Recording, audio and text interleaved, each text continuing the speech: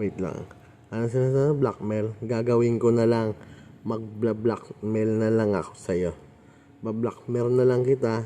Yun ang sinabi mo naman, di ba? Ba-blackmail na rin kita. Hindi na lang kita babayaran. Kung gusto mo babayaran kayo, hanapin nyo ako. Yan na lang ha, hanapin nyo ako. Yan. Ba-block. Sabihin lang ako sa'yo. Hanapin nyo na lang ako. Kung di nyo ko mahanap, di sa akin na yung pera nyo. Yan na lang yun.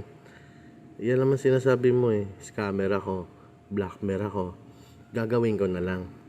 Di ba? Yan na lang gagawin ko.